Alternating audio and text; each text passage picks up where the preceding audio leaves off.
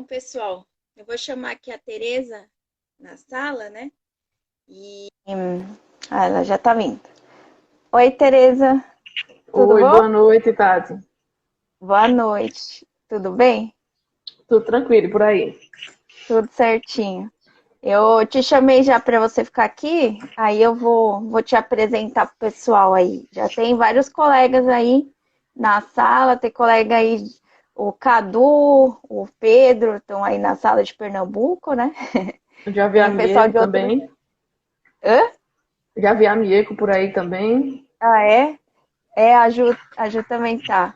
Eu vou falar aqui pro pessoal, né? Então, o tema da nossa live hoje é genética na papiloscopia, né? Então, a gente vai conversar aqui com a perita papiloscopista aí de Pernambuco, né? Ela trabalha no Instituto de Identificação Tavares Buril, é a Tereza Liberal.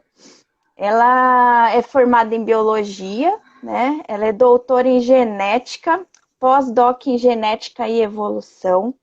É atualmente pós-doc em genética forense também.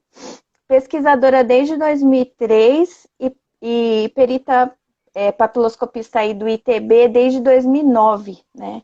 Então ela trabalha no II, né, no Instituto de Identificação aí do Tavares Buril de Pernambuco, e também com genética no Instituto Federal de Pernambuco, né?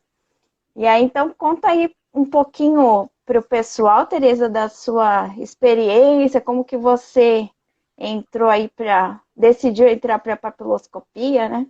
Conta um pouquinho. Certo. Antes de tudo, eu gostaria muito de agradecer, né, o convite da Tati para participar dessa reunião, aproveitar a quarentena para fazer essas lives. E agradecer também a participação da Tati na nossa jornada papiloscópica pernambucana, que aconteceu em fevereiro em Petrolina, que foi onde a gente se conheceu. Sim, E quando a gente está organizando a jornada, a gente acaba não assistindo muito às palestras, mas a gente se encontrou, né, nos bastidores e conversou bastante. E sim. é uma jornada realmente que é muito rica para a gente aqui de Pernambuco, que a gente conversa entre si e ainda conversa com vocês do país todo. A gente sempre está Foi trazendo os excelente. convidados, né? Foi excelente mesmo. Eu conheci a Tereza nessa jornada e foi uma experiência incrível. A Melissa também está aqui. A Melissa também participou, né, junto Isso. na jornada. Ela está assistindo a live também. É. Eu vi a Ludmilla aqui, né, que é outra É, parceira a da gente na jornada, Ludmilla acabou de também tá entrar. aí.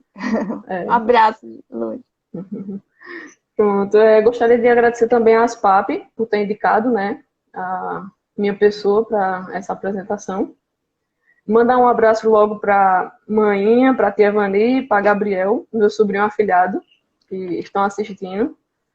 E vou falar um pouco agora sobre a minha jornada no ITB. Eu entrei no ITB em 2009 e assim que eu entrei, eu já pedi para ir para o setor de rastro de local de crime. Então, o meu chefe, assim que eu entrei, foi o Paulo Sérgio. E aí fiquei no pé do Paulo Sérgio para pedir para ir para o local de crime. E aí, com Que uma é outro semana, perigo. ele.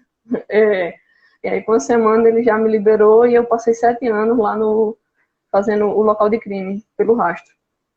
E nessa época, foi uma época muito interessante, que você sabe como é a dinâmica do local de crime, né? É uma dinâmica muito rica para um perito papiloscopista, porque você vai aprender a lidar não só com as impressões boas, mas também com aqueles fragmentos que são de qualidade bem baixa. Então você vai ter que desenvolver muito essa capacidade de captura de boas impressões para fazer o confronto. E fora a atividade pericial, a gente tem as conversas, né, de plantão. Você passa 24 horas com o pessoal e acaba rolando aquelas conversas.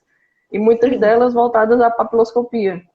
Então, nos primeiros anos, eu tinha uma grande amiga lá, que era Ana Guadalupe, que se aposentou.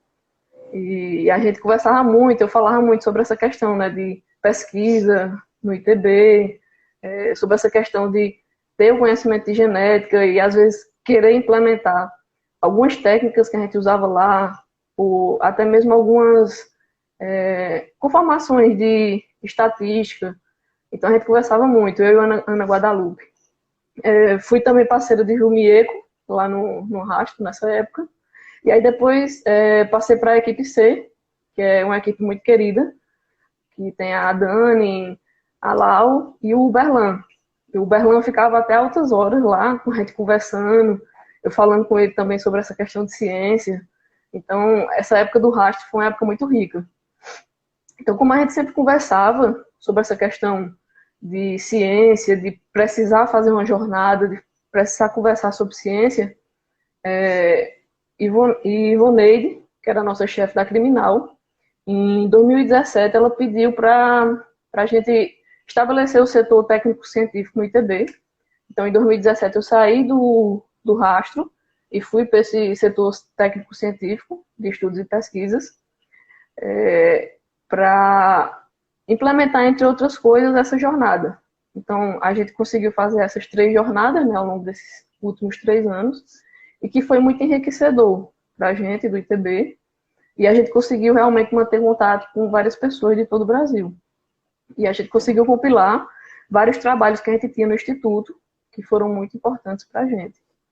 E, recentemente, o Instituto ele começou a interiorizar a atividade do Instituto, abrindo unidades de identificação ao longo de todo o estado de Pernambuco.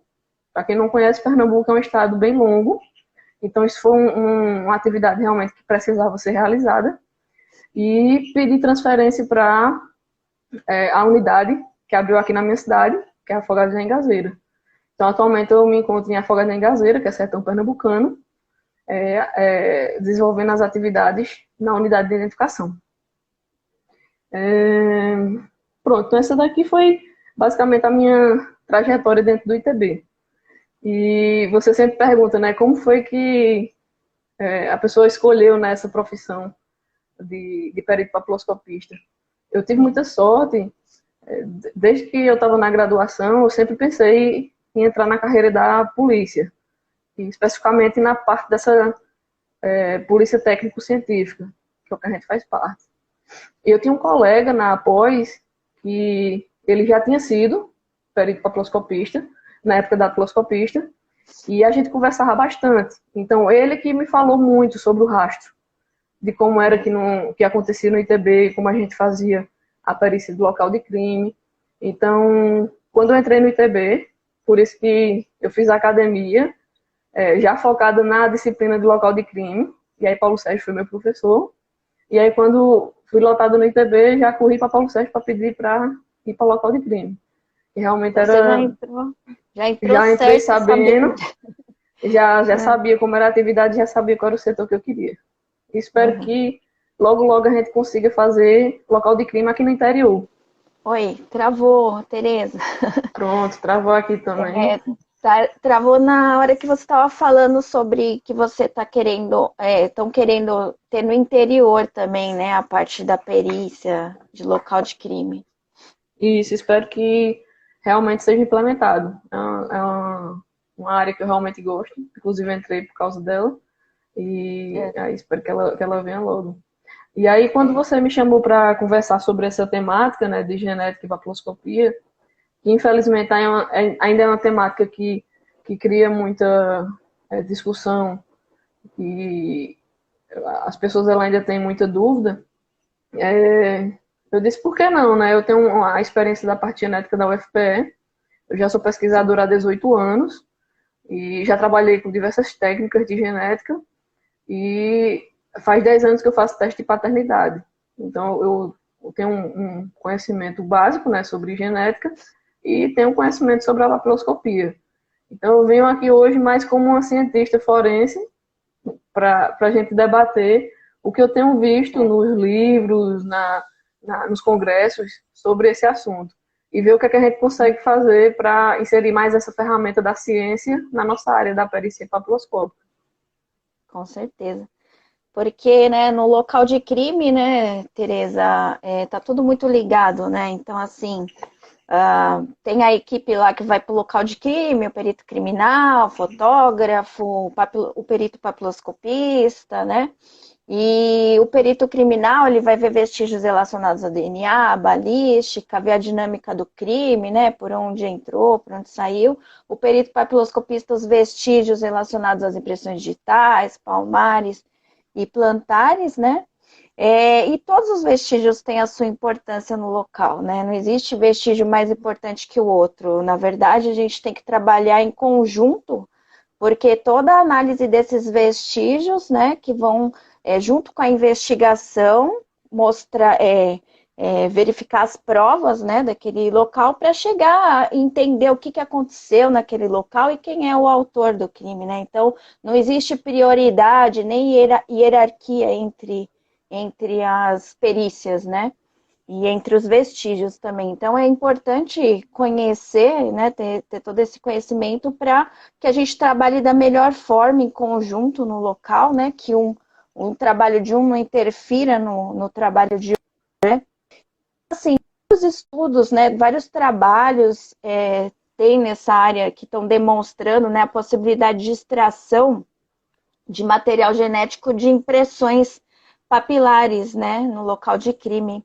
Então, eu queria que você falasse um pouquinho sobre isso, como que é essa extração de DNA das impressões, né, falar um pouquinho para o pessoal. Na verdade, eu acredito que a maioria aqui seja perito papiloscopista. Acho que algumas pessoas não têm esse Tem conhecimento, alguns né? assim que eles estão na Cadepol ainda, né? Estão estudando para começar o curso, mas agora que essa pandemia está parado e ainda não conseguiram finalizar.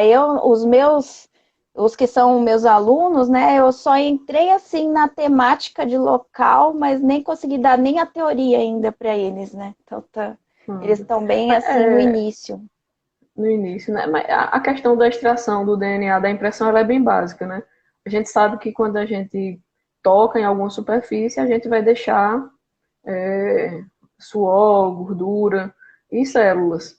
Então, o perito do DNA, quando ele vai em busca desse material genético, ele vai procurar por células no local de crime. Células podem estar, inclusive, na impressão digital. Então, na impressão papilar. Então, eles basicamente vão procurar essa célula para fazer a extração do DNA e aí conseguir aquele perfil genético da mesma forma que a gente consegue o nosso perfil papiloscópico, através das minúcias, através dos pontos característicos. Então é bem básico essa questão da extração. Sim. E aí, assim, que cuidados que o perito papiloscopista, assim, ele tem que ter no local, né, para que evitar, assim, contaminação cruzada, né, de num mesmo local e até entre locais diferentes, né? Essa pergunta aí é uma questão muito importante. É a questão que a gente tem que pensar, né, como perito papiloscopista, dentro da forma multidisciplinar que a gente tem vivido hoje no mundo, né? A gente tem que sempre estar antenado nas outras tecnologias. Então, a gente sabe que o nosso pincel, ele, ele vai ter contato direto com a amostra, e com isso a gente vai estar pegando, inclusive, células. Então, a gente pode tanto transferir essas células de um objeto para outro, dentro do local de crime, e a gente também pode transferir essas células de um local de crime para outro local de crime. Então, a gente pode tomar várias medidas para evitar isso. Uma das que o pessoal tem mais indicado é o uso do pincel magnético, porque o pincel magnético você teria aquela facilidade de fazer a lavagem e higienização entre cada perícia. Então, isso hoje é o que é mais indicado. Uhum, tá. E assim, eu ouvi também que mesmo você fazendo a decalcagem o decalque, né, do fragmento, é possível também, né, aproveitar, conseguir fazer algum exame de DNA na impressão já decalcada também, né? Sim, é porque, na verdade, quando a gente coloca os produtos que a gente está acostumado a usar, né, na perícia papiloscópica, a gente vai jogar o nosso pó sobre aquele material que ficou, né, sobre a gordura, sobre as células. Então, quando a gente faz o decalque, a gente está tirando esse produto que a gente jogou. E aí a célula vai ficar lá. Claro que a gente vai acabar retirando algumas células, né, desse suporte. E aí entra a questão que a gente chama de bom senso, né? Que tudo que a gente for fazer, a gente tem que fazer com bom senso. Eu não posso retirar tudo a ponto de não deixar nada para o DNA. E a gente sabe que o material que fica em local de crime muitas vezes é muito pouco. Então, se a gente acaba desperdiçando o material, isso é danoso para a perícia, né? O objetivo da perícia que é solucionar o caso. E é tudo muito complicado, né, Tereza? Porque, assim, por exemplo, né, a gente vai usar o pó magnético, né? E é importante a limpeza do pincel e também não reaproveitar o pó, porque o pó magnético é um pó que você pode reaproveitar, né? Então, se você reaproveita, você já está contaminando também. E aquela questão também, por exemplo, não só o perito papiloscopista que tem que tomar cuidado no local, mas todo o profissional que está, né? O perito criminal também. Então, assim, na verdade, a gente vê, né, nos filmes, nos documentários, tal, o pessoal entra de Tyvek, Propé, e aqui mal a gente vê o pessoal entrando de máscara no local, né? Então, assim, a contaminação é algo que pode ocorrer mesmo nos locais, né? E é muito difícil essa questão. Eu até estava pensando, assim, nos artigos que eu li, né? Que eles falam que, por exemplo, quando você usa para revelar em vidro, né? Por exemplo, para coletar amostra genética de um vidro que você fez um decalque, né, pela impressão digital, você consegue menos material do que você consegue numa madeira, por exemplo, que é uma superfície porosa, né?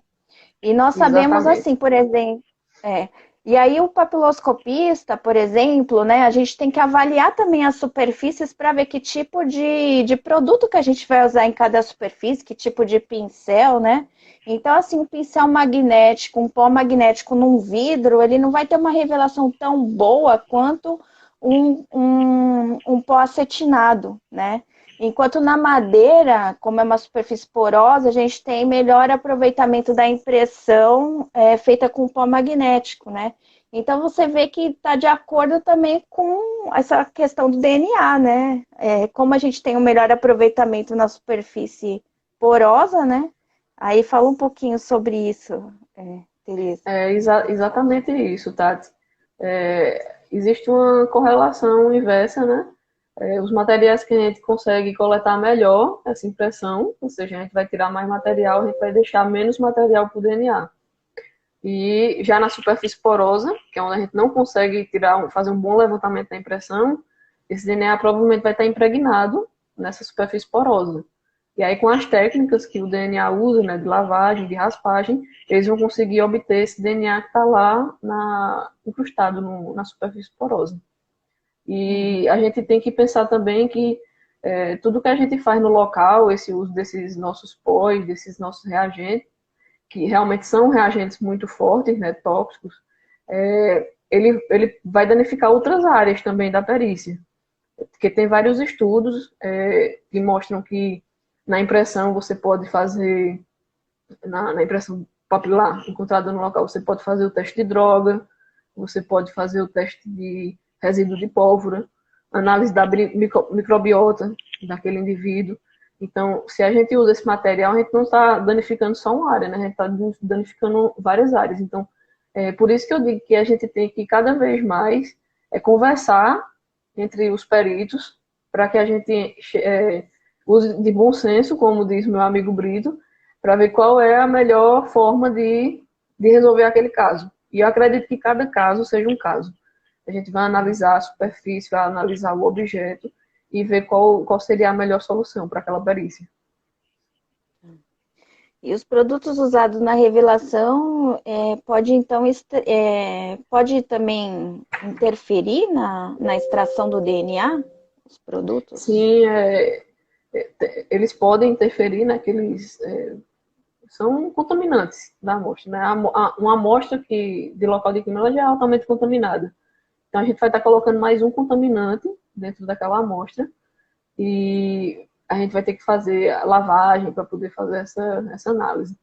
Em relação a esse tópico da obtenção de perfil genético, Ludmila é a pessoa mais experiente que eu conheço nessa parte de extração de DNA, e aí eu reli alguns resumos dela do Interforense, e ela tem feito vários testes, né? Então, o caminho realmente para o uso desses diferentes pós é a gente realmente fazer testes, como a Ludmila tem feito. Testar vários reagentes, o cianoacrilato, que é um dos que ela mais gosta, e que na literatura aponta que é um dos reagentes que mais conserva o DNA, além de deixar a impressão fixa, para a gente usar outro pó por cima, ele vai estar conservando uma amostra de DNA lá dentro. Então é isso, né? A gente vai ter que testar. É por isso que a gente é cientista, né? A gente é um perito cientista, porque a gente está sempre testando os diferentes materiais que a gente vai trabalhar. Tem até uma pergunta aqui, ó, do Cadu, né? Se passar o suave em toda uma maçaneta de carro, pode-se depois coletar um fragmento papiloscópico? Aí não tem como, né? Aí não tem como. Se você passou o suave, você já tirou toda a nossa amostra, né? Que a gente vai trabalhar. Sim. O que você, não sei o que você pensa sobre isso, mas assim, a gente costuma, por exemplo, uma impressão que você vê que ela não tem uma qualidade suficiente, né? Ou então ela está com uma área borrada, então poderia aproveitar e passar nessa área o swab, né? Para você poder aproveitar os dois vestígios, né? Os dois vestígios, justamente. Porque o vestígio importante é aquele que vai lhe dar a solução, né? E se a gente encher de pó, a gente pode estar danificando o material, e se ele passar o suave, vai estar danificando para a nossa perícia. Então, realmente, ele tem que tudo ser analisado. Deixa eu ver aqui uma outra pergunta aqui que o pessoal está fazendo. Por quanto tempo o DNA pode ficar no local? Que nem assim, porque a gente sempre pergunta, sempre escuta essa pergunta na papiloscopia, né? Quanto tempo uma impressão pode ficar no local, tal? E o DNA também tem essa questão? O DNA ele segue basicamente as mesmas regras que a gente conhece da perícia papiloscópica. Se estiver muito quente, se estiver muito úmido, chuva, basicamente as mesmas regras que a gente conhece da papiloscopia. Tudo isso vai interferir, né? Então, o ambiente mais conservado, a gente vai conseguir coletar por mais tempo. Se não tiver, a gente perde o material, sim. Aí aqui a Melissa, né, tá perguntando aqui, ó, essa análise no local, como é feita por vocês, né? Como que normalmente é a dinâmica no local, né? Como que vocês trabalham normalmente essa questão? No caso, a Melissa está perguntando na minha época de rastro. Isso. Bem, na época que eu trabalhava no rastro, a parte do DNA estava bem recente em Pernambuco, e o perito criminal aqui em Pernambuco ele tem que entrar primeiro, a legislação. Então, a gente espera sempre que tenha esse bom senso das categorias para ver qual é a melhor perícia. Eu sei que teve alguém que falou aqui no texto que em São Paulo, eu acho, o pessoal entra junto, mas o perito papiloscopista avalia primeiro a questão. Então, vai variar muito de estado para estado nessa legislação, de como é feito. Aqui é assim, o DHPP normalmente vai junto, né? O perito papiloscopista com o perito criminal. Agora, nos crimes contra o patrimônio, não vai junto, mas o pessoal tenta combinar, né? Do perito criminal fazer a perícia antes, né? Até porque também tem o fotógrafo que tem que registrar todo o estado das coisas, né? Tal, para depois o papiloscopista fazer a análise, mas sempre dessa forma que você falou, né? Tem que ter bom senso, porque as impressões, né, são bem assim, sensíveis, e se também o perito criminal não tiver cuidado, ele vai acabar apagando um vestígio que é importante aí também para ser analisado, né? Então E as tem os dois tecnologias, lados. a tecnologia ela desenvolve muito rápido. Então, eu não sei como é que está hoje aqui em Pernambuco. Aqui a gente também tem o DHPP. Também não sei como está funcionando. É, mas como perito e como cientista, a gente tem que estar sempre buscando as novidades, né? E vendo o que é que tem de novo no mercado, o que é que pode ser bom para você e o que outras áreas podem tirar de bom para que você também não danifique o que a outra pessoa já está conseguindo obter com mais qualidade, que antigamente não conseguiria. Então, Então, é isso, é sempre estar estudando. é. Então falta ainda muito estudo também, né, para verificar assim as superfícies, que pós que vão interagir menos, né, precisa muito estudo ainda em relação a isso, né? Tem alguns estudos que tem é mais sobre o pó magnético, né? Mas ainda precisa estudar os outros. E aí uma coisa que eu fiquei surpresa de saber é a questão do cianoacrilato também, né? Por cianoacrilato, você mesmo utilizando o ciano, depois pode ser aproveitado o material, né? E o ciano, ele é perfeito para papiloscopia, né? O É, problema só é a viabilidade, né? Porque às vezes nem sempre todo local você consegue fazer a aplicação do cianoacrilato. Mas assim, é até as verdade. equipes aqui de local, né? Quando possível, elas sempre utilizam o ciano, né? Deixa eu ver aqui, tem mais alguma. Peraí.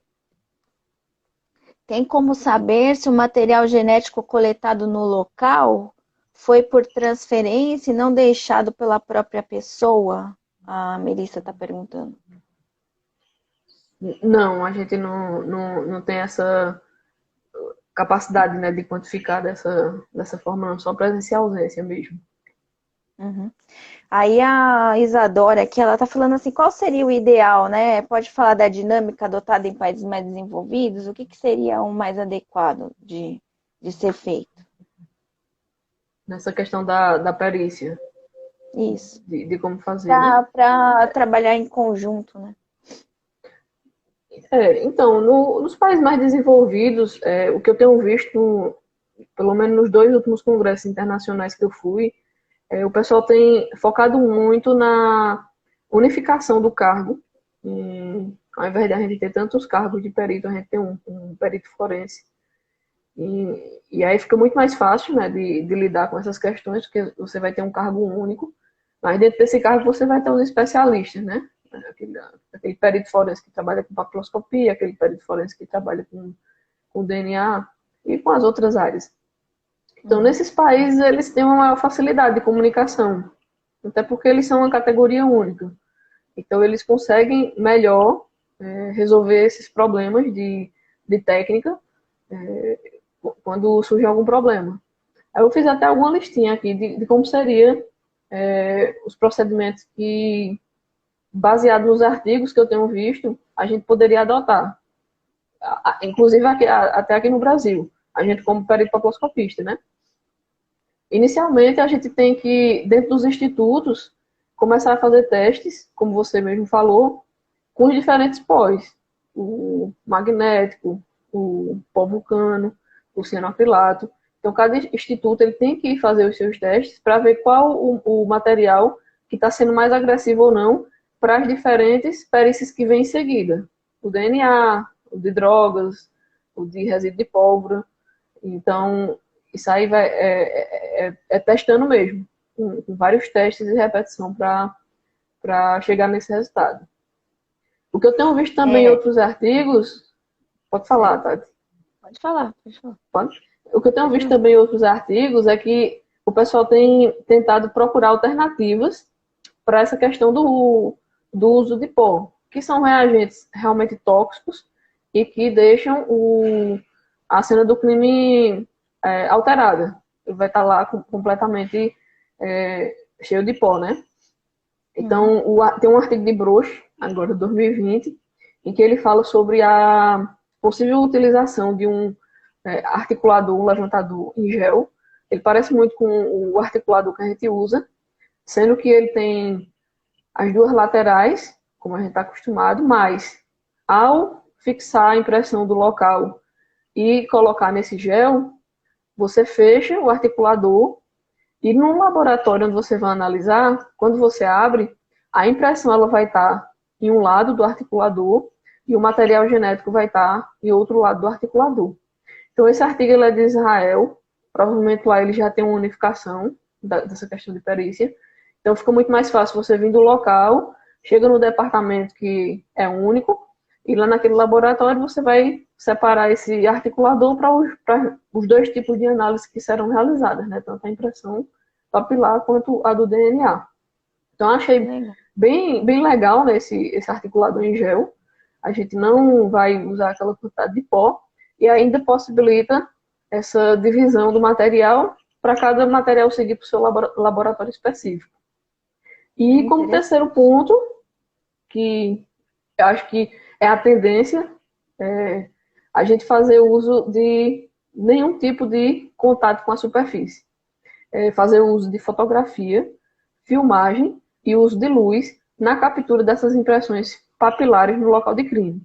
Porque a gente tem evoluído muito nessa questão, né, de fotografia e de filmagem. A gente tem desenvolvido muito essa questão de software, de imagem. Então, acredito que as nossas capturas de imagem hoje, elas têm uma qualidade tão boa, capaz de serem analisadas, sem a necessidade daquele levantamento com o pó que a gente está acostumado. E a gente já tira essa questão de estar colocando material tóxico no ambiente, né? E também interferindo com outros tipos de perícia. Mas aí só o tempo para a gente testar tudo isso e ver se realmente é viável essa tecnologia de fotografia e luz. É uma questão aqui que eu não sei se é muito complicado de explicar, se for a gente pula, né? Mas assim, como que faz essa coleta do material genético no cianoacrilato? Eu fiquei curiosa também, a Melissa está perguntando e eu também Tá fiquei perguntando, né? Na eu verdade, tava... eu vi essa técnica aí, a primeira vez foi no curso do Senasp, que o Senasp veio dar um curso aqui em Pernambuco, foi lá em Recife, tinha perito de todo o Brasil fazendo o curso, e um dos instrutores falou, né, que o cianoacrilato ele iria revestir, a gente colocaria o pó, depois a gente fazia todas as nossas fotografias, e em laboratório eles conseguiriam tirar a amostra de DNA debaixo da camada de ciano. Que o ciano ele funcionaria como uma capa protetora. Agora, como é obtido esse DNA depois, eu realmente não sei. Talvez Ludmila, que já trabalhou muito com ciano, ela saiba responder essa questão. Uhum. Tá. Uma questão que a Melissa falou, né, aproveitando essa questão do decalcador aí, do suporte, né, em gel, porque ele só vai ser também possível naqueles fragmentos que a gente consegue ter uma visualização, né? Quando não é possível ter a visualização, aí a gente vai ter que passar o pó, né, para fazer primeiro, para poder fazer, né? O que a gente costumava fazer no local de crime é sempre usar a luz. Antes de aplicar qualquer pó, a gente sempre dá uma olhada com luz. Nós Aí, também. não sei se não seria possível fazer, né? Esse decalque só com a luz. Eu acho que o que você quis dizer é que nesse levantador, mesmo aplicando o pó, feito a decalcagem, né, ainda dá para aproveitar o material genético, né? Seria isso. Eu acredito que esse do gel não precisa usar o material de pó. Não precisa. Entendi. Você visualiza, eu acredito que com luz. E realmente o artigo não dá detalhes sobre essa parte de visualização, não. Ele dá mais detalhes sobre a parte da coleta. Entendi.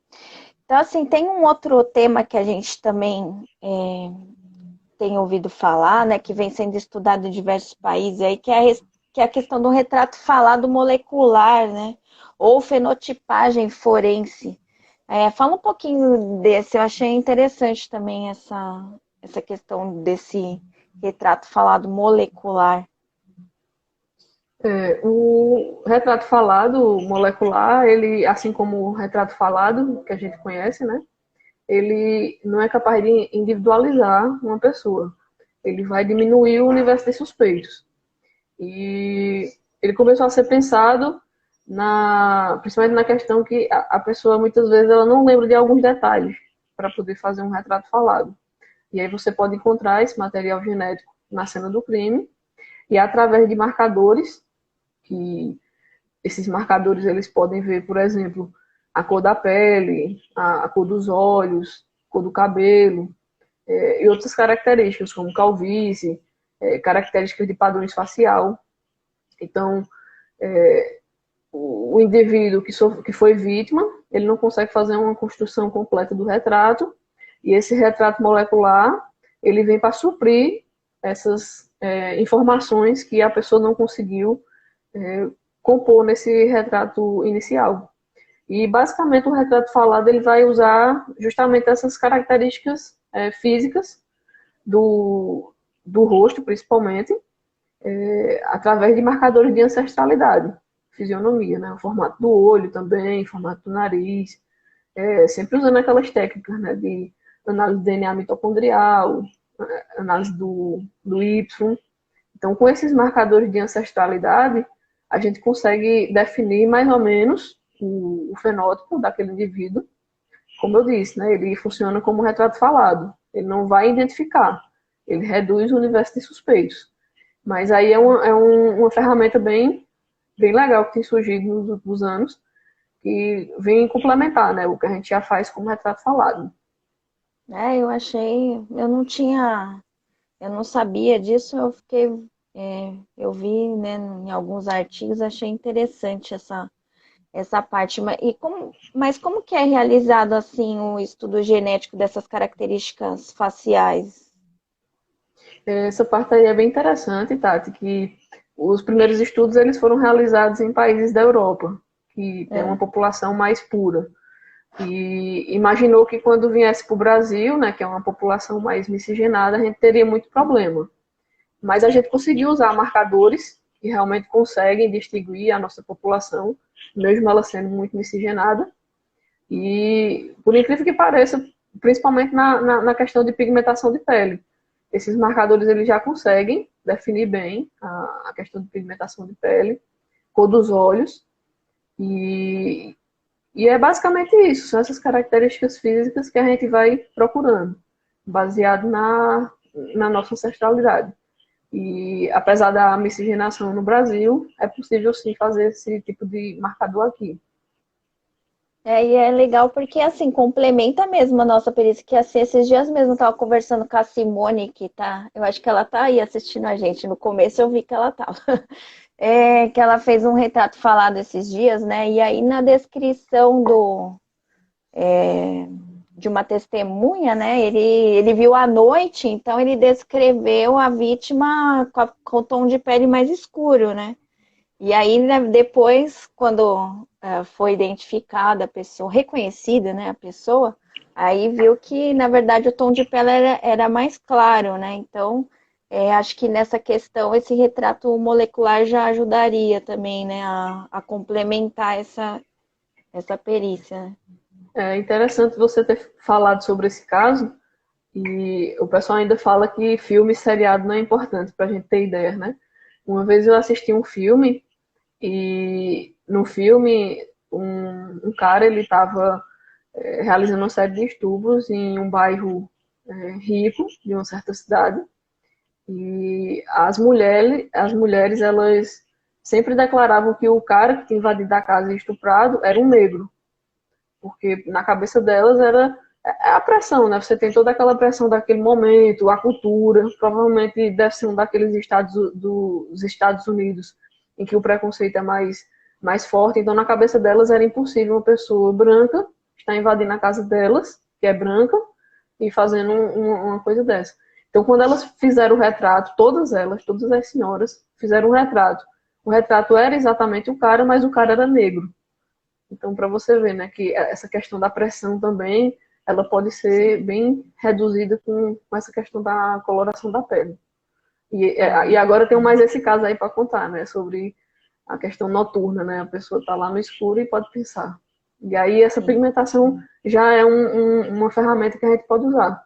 Já tem mostrado resultados bem interessantes. E como que uma análise de amostra de um local assim pode ajudar nessa confecção desse retrato? Hum, deixa eu ver.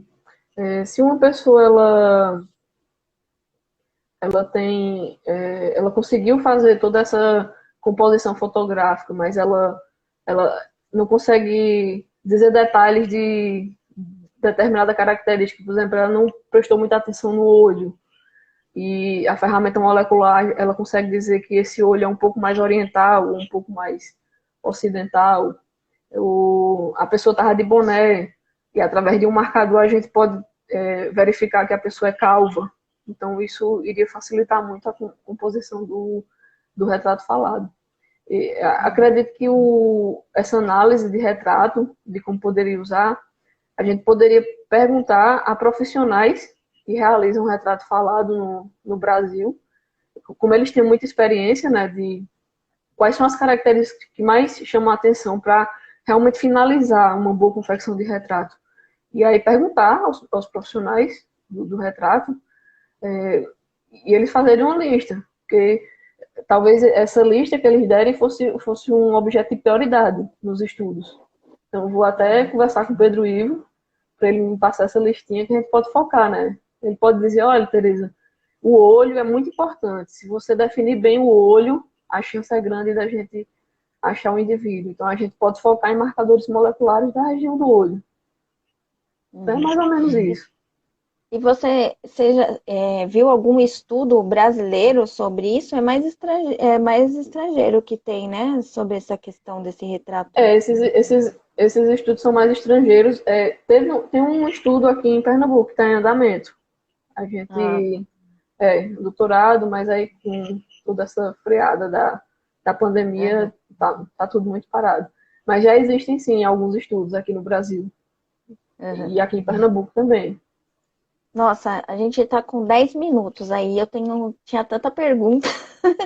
É, se cair a live aqui, a gente volta, tá? Só pra gente dar uma finalização, Tereza, porque tá bem interessante, assim. Eu tô vendo também as perguntas aqui do pessoal, eu tô fazendo. Viu, gente? Se cair a live, a gente volta rapidinho, só pra gente se despedir aqui. Você pode, Tereza? Posso? Com Pode. vontade. Tá. Então, assim, uma coisa que um artigo assim que eu vi hoje, né, sobre um caso, eu até já tinha lido a respeito disso, né, que eu achei bem interessante também para a gente até pensar sobre o assunto, que foi uma reportagem, né, de um local que foi encontrado o DNA de um mendigo. Foi um crime, né? Mataram uma pessoa tal, e nessa casa encontraram um DNA que era de um mendigo. Aí, assim, o mendigo já estava sido condenado à pena de morte, né? Não era aqui no Brasil, né? Condenado à pena de morte, aí viram que na data do crime ele estava internado, porque ele ficou em coma alcoólico e tal, e foi internado, né? Só que os emergencistas, né, que socorreram esse mendigo, foram os mesmos que atenderam o local, né, para socorrer a vítima. E aí, o DNA, por meio de contato, né, que eles socorreram esse mendigo e acabou tendo esse contato com ele e acabou transferindo para o local, né? Então pode ocorrer isso também, contaminação, né? Mesmo ele nunca tendo pisado naquele local, o DNA dele acabou ficando ali, né? Eu achei bem interessante também essa questão, assim, até para a gente analisar que todos os vestígios são importantes, né? Até por essa questão. Assim, e as ferramentas, né, da pesquisa forense hoje, elas são muito sensíveis, elas conseguem detectar mínimas quantidades de vestígio. Então, como você bem falou, né, eles conseguiram fazer o rastreamento de como essa amostra do mendigo foi parar lá, que foi pela equipe de saúde. Já imaginou se eles não tivessem conseguido fazer essa correlação? E aí ia ficar essa dúvida, né? Como ele estava internado, ele não ia poder responder por nada. Mas aí é bem interessante toda essa análise que foi feita. Inclusive, descobri que foi a equipe que fez essa transferência de material. Bem interessante esse assunto. Sim, você até me contou um caso aí interessante. Conta aí para eles, Teresa. Esse caso é um caso de estupro em que o indivíduo que estava em casa, ele manteve relações com a esposa e a esposa ela foi para uma festa e chegando na festa ela teve relações com outros homens e um desses homens depois acabou cometendo estupro. E aí o cara que ficou em casa dormindo, o material genético dele foi encontrado na vítima de estupro. Então foi uma transferência, né, da esposa dele que passou pro cara e o cara cometeu estupro. Então isso é uma questão biológica que aí é bem demorado para a gente explicar, mas é sim possível, né, fazer toda essa transferência de material. Então você tem que estar antenado no caminhar. Então a investigação feita pelos policiais é muito importante, né? A prova ela é só um elemento da investigação. A investigação como um todo ela é muito importante para fechar o caso. Que nem voltando um pouco na questão do retrato falado, o Pedro falou aqui que ele teve um caso que a testemunha confundiu uma sombra com uma barba, né? Então tá nessa questão também que a gente estava conversando. O pessoal depois está pedindo referência para ler, aí depois a gente passa pelo YouTube, né? Então, assim, essas perguntas que a gente não respondeu, pessoal, se vocês tiverem mais perguntas, colocar lá no nosso canal do YouTube da PESP, que aí depois a gente vai respondendo também. Deixa eu ver, é possível identificar se uma digital é de homem? O casado está perguntando se é possível identificar se uma digital é de homem ou mulher pelo DNA da impressão. Acredito que não, né, Teresa? Se o DNA sim, a gente tem os marcadores, né, que mostram o sexo da amostra, e é possível sim saber se o DNA é de homem ou de mulher. Sim. Certo. Esses da impressão. O que é coletado o DNA, né? O DNA coletado da impressão. Sim, é possível. Tá. E tem outra questão que eu queria também falar com você, né? Que assim, a genética ela não vai só se limitar a perfis individuais, né? A gente tem o DNA, ele é a base do nosso corpo, né? Então, hoje, diversos profissionais utilizam essa questão da genética, né? Médicos, nutricionistas, e por que não os peritos papiloscopistas, né? E aí, como que a gente poderia estar utilizando a genética também na nossa área aí, na papiloscopia? Eu estava conversando com o Paulo, com o Brito, com a Isadora, eles estavam me ajudando aqui nessa listinha de perguntas, né, para essa live. E é bem interessante a questão evolutiva, porque a papiloscopia, ela, apesar de ser uma ciência secular, inclusive usada há milênios, né, não como ciência, mas o pessoal já sabia, que identificava, a gente meio que parou no tempo, a gente não tem feito muitas pesquisas aprofundadas, e a evolução ela entra como uma ferramenta muito importante, porque a gente precisa entender como foi toda a questão evolutiva da formação da epiderme, da derme, do poro, das glândulas. Então, isso aí vai ser muito importante para a gente desenvolver substâncias de detecção, o que fazer quando uma impressão ela tem mais qualidade do que a de outra pessoa, o que é que mudou no ambiente dessa pessoa, qual o componente genético que está ali e o ambiental, e a gente sabe que o ambiental ele é muito grande na formação do desenho digital, a influência ambiental. Então é bem difícil, né, de separar essa questão genética e ambiental. Mas é possível sim, e a gente tem que aprofundar esses estudos sobre evolução em todas as características que você imaginar que sejam relacionadas à papiloscopia. Todas. O que você imaginar de característica, no fundo ela vai ter uma questão evolutiva. Então a gente tem que usar a ferramenta genética para entender toda essa constituição evolutiva. Fica a dica aí pro pessoal, né? Principalmente aí quem é dessa área aí de biologia aí para Se realizar estudos aprofundar, nessa né? área, né? Se aprofundar. Ó, Pode Tereza, entrar a em gente tem que... contato. Pode Oi, falar. pode dizer. Não, pode dizer. É, você falou pode entrar em contato com o quê? Pode entrar em contato que essa questão evolutiva me interessa bastante. A gente tem muito o que Com conversar. certeza. Tá certo. Então, assim, a gente tem 5 minutos, né? Aí dá tempo ainda da gente despedir, então, do pessoal. Eu, assim, tem algumas perguntas aqui, mas aí depois a gente pode responder aí pelo YouTube. Mas, assim, eu gostaria de agradecer, Tereza. Foi uma honra ter a presença de você aqui. Com certeza a gente aprendeu bastante, né? Pena que é muito rápido, não dá para aprofundar, né? Mas pelo menos deu para ter uma noção. E eu agradeço bastante aí por você ter aceito o convite. Eu só tenho a agradecer às PAP pela indicação, a você, Tati, por ter me convidado. É uma honra realmente participar desse projeto. E principalmente com o pessoal de São Paulo, né? Uma polícia que é tão conhecida. É realmente uma honra. E a gente sempre tem que agradecer às pessoas, né? Não sei se vai terminar antes de agradecer. Eu já falei de Ana Guadalupe, o Berlan, Lau, Dani, Paulo Sérgio, Brito, Isadora, que me ajudaram bastante essa semana, mandando as perguntas para eles darem uma corrigida. E Ellen e Bárbara, que são minhas amigas da UFPE, a Ludmilla, que sempre me manda material de Taut DNA, e não vai dar para falar de todo mundo, mas dentro dessa temática que a gente vive hoje, acho que essas pessoas são aquelas que mais contribuíram. A E Ludmilla, eu também quero gravar uma live com ela. E a gente está combinando aí, qualquer dia a gente vai ter uma continuação desse assunto aí com ela. pronto, aí vai poder aprofundar bastante nessa questão de extração de DNA, ela vai saber todos os detalhes aí dessa questão. E a crédito vai ser muito rica mesmo. E aí tudo que eu não pude responder, ela vai conseguir responder, com certeza. Imagina, você foi ótima.